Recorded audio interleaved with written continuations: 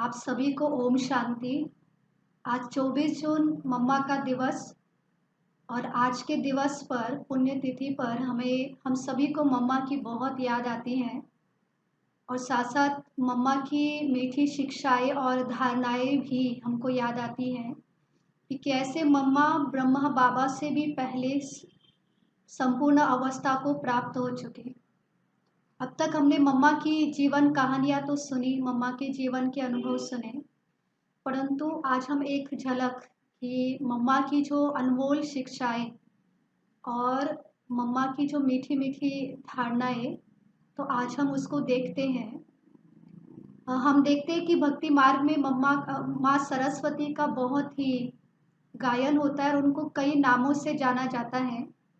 जैसे कि उनको कहते हैं भारती, वागेश्वरी, सरस्वती, आर्या, ब्राह्मी, शारदा, कामधेनु, वेदगर्भा, धीश्वरी, महाविद्या, महावाणी, स्वरात्मिका, ऐसे अनेक नामों से उनको जाना जाता है। और कहते हैं कि माँ सरस्वती जी की जिन पर कृपा हो जाए तो वो महाविद्वान बन जाता है, वो कवि बन जाता है, वो साहित्यकार बन जाता है और वाक कला में वो प्रवीण बन जाता है। पुराणों में ऐसे कहते हैं कि एक बार ब्रह्मा ने माँ सरस्वती जी को आज्ञा दी कि बच्ची, तुम किसी योग्य पुरुष की जीवा पर कविता शक्ति बनकर निवास करो। और ब्रह्मा के इस आज्ञा अनुसार सरस्वती माँ उस योग्य पुरुष को ढूंढने के लिए निकल गई और उन्होंने एक नदी के तट पर देखा कि तपस्या में लीन ऋषि वाल्मीकि, और उनसे वो प्रसन्न होकर के उनके जीवा पर वो उपस्थित हो गए। और इस तरह से महाकवि कालिदास की भी ऐसी कथाएं हैं कि उन्होंने काली माँ की उपासना की, आराधना की और माँ ने उनको कहा कि वत्स क्या चाहिए, क्या वर चाहिए तुम मांगो। तब उन्होंने कहा कि माँ मुझे विद्या बुद्धि चाहिए। तो माँ ने कहा कि तुम्हें धन, वैभव, कनक, राज्य, अधिकार नहीं चाहिए। तो उन्होंने कहा कि नहीं, और इस प्रकार से माँ ने उनके जीवा पर ओम अक्षर जो है वो लिखा। तो आइए हम देखते हैं कि मम्मा के जीवन की अनमोल धारणाएं। अगर पूरे यज्ञ में देखा जाएगा तो मम्मा बहुत कम बात करती थी। भोजन करते समय भी भोजन क्या है, कैसा है, वो कभी ऐसा नहीं कहती थी। जो है, जैसा है, उसे वो स्वीकार करती थी। चुपचाप बैठती थी, खाती थी और चली जाती थी। वो इधर उधर भी नहीं देखती थी, ये भी नहीं कहती थी कि नमक कम है, सब्जी अच्छी नहीं है, बल्कि भोजन को वो एक प्रसाद के रूप में स्वीकार करती थी। अच्छा, मम्मा कितनी भी सेवा करती थी लेकिन कभी अपने मुख से वो ये नहीं कहती थी कि आज मैंने इतनी सेवा की। मम्मा का पुरुषार्थ। मम्मा के व्यक्तिगत पुरुषार्थ के बारे में एक अति महत्वपूर्ण बात है कि मम्मा को एकांतवास बहुत प्रिय लगता था। मम्मा रात को 2 बजे उठ करके बाबा को बड़े प्यार से याद करती थी और एकांत में बैठती थी। मम्मा की याद में इतना प्यार होता था कि मम्मा की आंखों में से स्नेह के मोती निकलते थे। मम्मा चांदनी रात में बैठकर रात भर तपस्या करती थी। पूना में मम्मा को एक दिन किसी ने पूछा कि मम्मा, आप अपने मन को शांत कैसे रखती हो? तब मम्मा ने कहा कि ये मन तो हमारा छोटा बेबी है, उसको मैं कहती हूँ कि तुम शांत बैठो, जब ज़रूरत होगी तब मैं तुमको बुलाऊंगी, और ऐसे करके वो चुप बैठ जाता है। तो इस प्रकार से मम्मा ने अपने मन को जीता। हम देखते हैं मम्मा का रूहानी रूप। मम्मा रोज़ मुरली सुनती थी या पढ़ती थी। अगर रात को 11 भी बज जाए लेकिन वो कल की मुरली सुनकर ही सोती थी। मतलब कि जिस प्रकार वो अपने कर्तव्य में पक्की थी, उसी प्रकार वह ईश्वरीय पढ़ाई में भी पक्की रही। जब मम्मा हॉस्पिटल में थी तो वहाँ भी मम्मा रोज़ मुरली सुनती थी तो मम्मा सदा एक्यूरेट और अलर्ट रही। मम्मा की आंखें कभी थकी हुई नहीं देखी, लेकिन उनकी आंखें सदा बाबा की याद में मगन ही रहती थी। मम्मा में इतनी नम्रता थी कि जब बाबा कहते थे कि माता पिता का याद प्यार और नमस्ते, तो उस समय मम्मा अपने आप को माता नहीं समझती थी, परंतु ऊपर की ओर इशारा करते हुए कहती थी कि उस माता पिता का ये याद प्यार है। तो मम्मा ने केवल जिम्मेवारी और पालना देने में ही अपने आप को माता समझा है। मम्मा ने कभी माँ का पद स्वीकार नहीं किया है, परंतु माँ के कर्तव्यों को पूरी रीति से उन्होंने निभाया है। और बाबा के सामने वो एक छोटी और नन्ही बच्ची का रूप धारण कर लेती थी, और यज्ञ वत्स और भक्तों के सामने मम्मा आदि देवी जगदम्बा माँ का रूप धारण कर लेती थी। तो ऐसी थी हमारी माँ सरस्वती। मम्मा एकदम रॉयल थी। वो कभी जोर से हंसती नहीं थी, सिर्फ मुस्कुराती थी। और मम्मा में कभी गुस्सा था ही नहीं। वो बच्चों को कहती थी कि काम क्रोध अहंकार ये सब नरक के द्वार है, और इसलिए बच्चों का भी गुस्सा नहीं करना। दूसरा कि मम्मा अर्जुन की तरह एकाग्र थी, और उन्होंने नंबर 1 में जाने का लक्ष्य रखा। मम्मा के अव्यक्त होने के बाद उनकी पूजा अर्थात जगदम्बा और दुर्गा के रूप में बहुत बढ़ गई है। अव्यक्त रूप में दुर्गा का पाठ बजाने के कारण दुर्गा माँ की पूजा और अर्चना बहुत बहुत बढ़ गई है।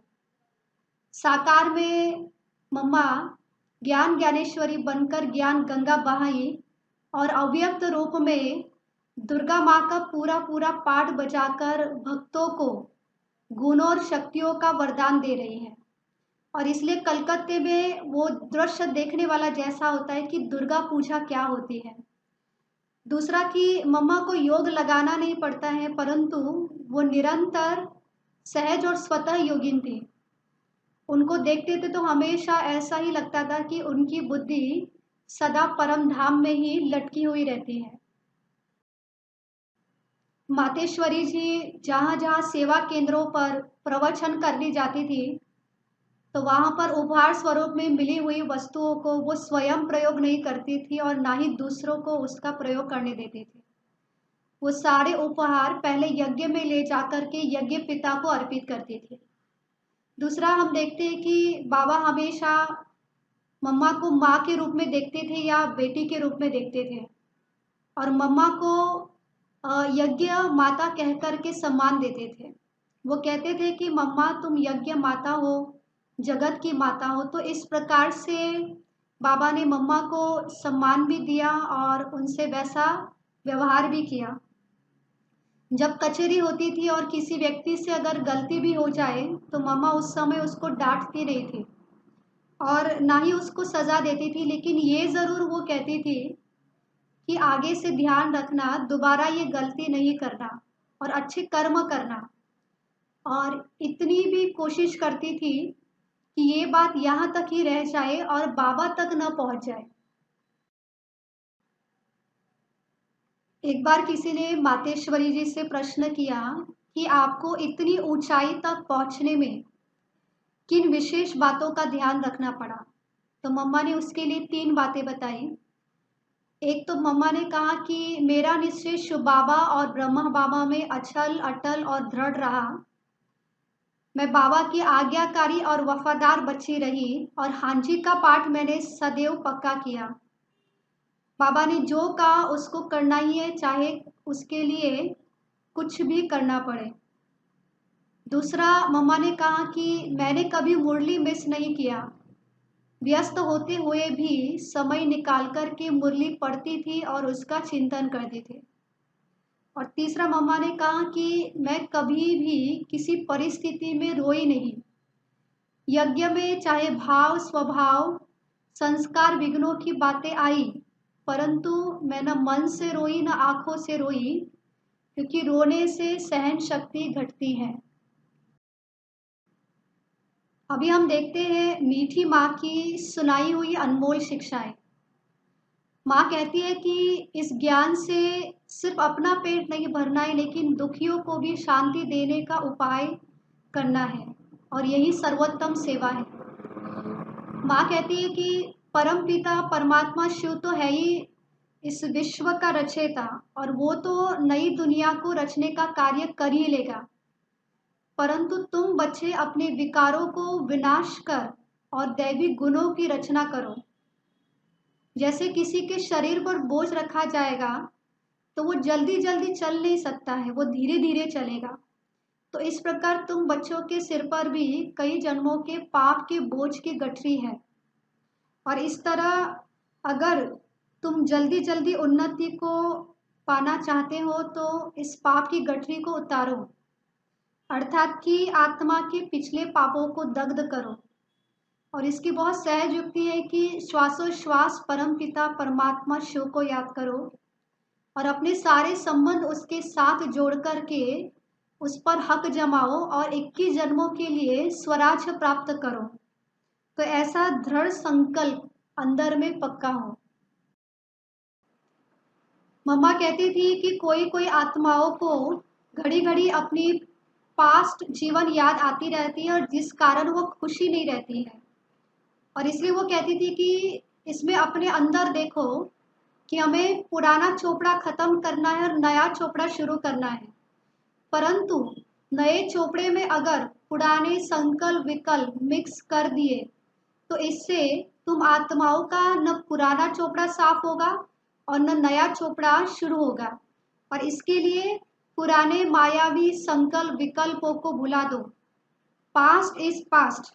तुम आत्माओं का अब नया ईश्वरीय जन्म हो गया, इसलिए सदा खुशी में रहो। दूसरा, मम्मा कहती है कि सर्विस करना मतलब कि अपना जीवन आदर्शमय बनाना, और इसका जो प्रभाव है वो अन्य आत्माओं के ऊपर भी पड़ता है। मम्मा कहती है कि तुम सच्चे राम की सच्ची सीताएं बनी हो, इसलिए रावण की कोई भी निशानी अपने पास नहीं हो। मम्मा हमेशा बच्चों को कहती थी कि बच्चों, विचार स्वयं ऊंचे रखो तो बाप समान बन जाएंगे। एक बाप को ही सदा देखो, स्वयं को देखो, अन्य किसी को नहीं देखो, और बाप और ड्रामा पर निश्चय रखो तो कर्माति सहज ही बन जाएंगे। मम्मा कहती है कि मृत्यु का कोई भी भरोसा नहीं है। ये नहीं समझना कि अभी तो हम छोटे हैं, जवान हैं, अभी तो हम बहुत जिएंगे, लेकिन काल का कोई भरोसा नहीं है, वो कभी भी आ सकता है।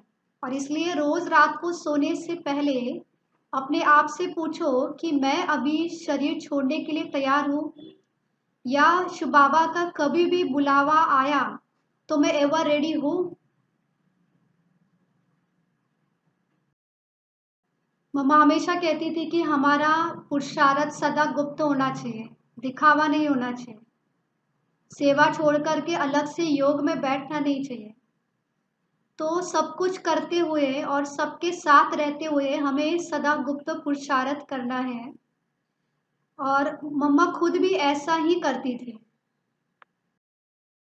तो ऐसी थी हमारी प्यारी माँ, जिन्होंने 24 जून 1965 को अपने इस पुराने देह का त्याग किया।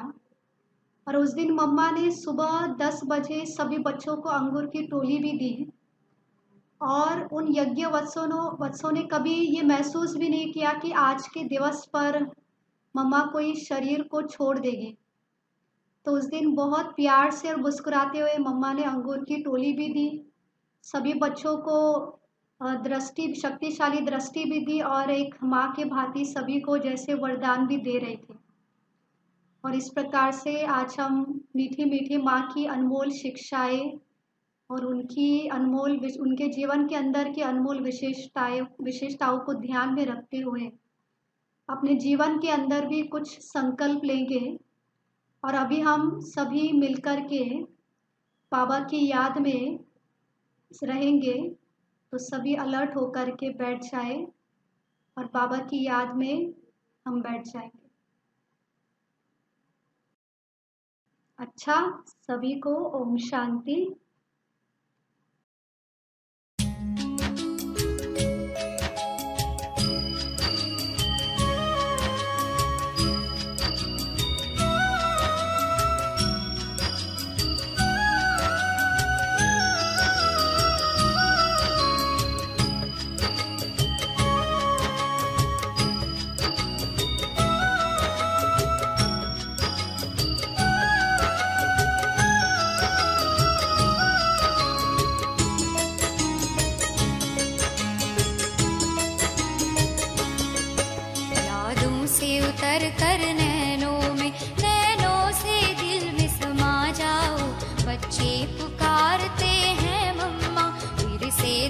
धरती पर आ जाओ, यादों से उतर कर नैनों से दिल में समा जाओ। बच्चे पुकारते हैं मम्मा, फिर से धरती पर आ जाओ, फिर से धरती पर आ जाओ, फिर से धरती पर आ जाओ। यादों से उतर कर नैनों में।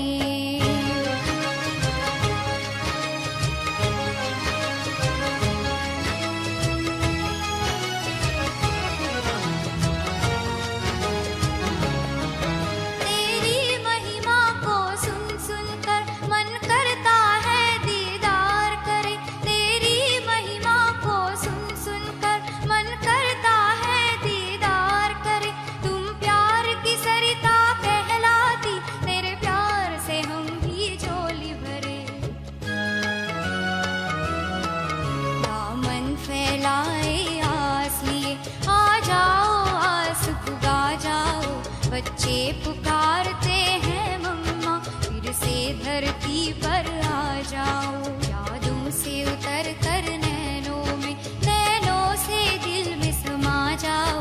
बच्चे पुकारते हैं मम्मा, फिर से धरती पर आ जाओ, फिर से धरती पर आ जाओ, फिर से धरती पर आ जाओ। यादों से उतर कर नैनों में।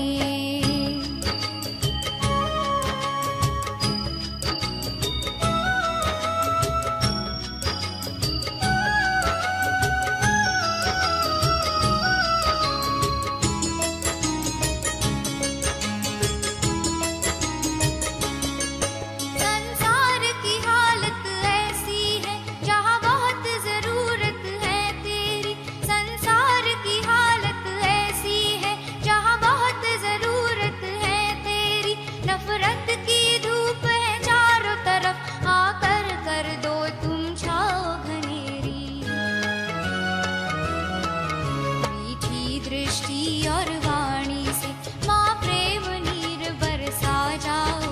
बच्चे पुकारते हैं मम्मा, फिर से धरती पर आ जाओ, यादों से उतर कर नैनों से दिल में समा जाओ। बच्चे पुकारते हैं मम्मा, फिर से धरती पर आ जाओ, फिर से धरती पर आ जाओ, फिर से धरती पर आ जाओ। यादों से उतर कर नैनों में।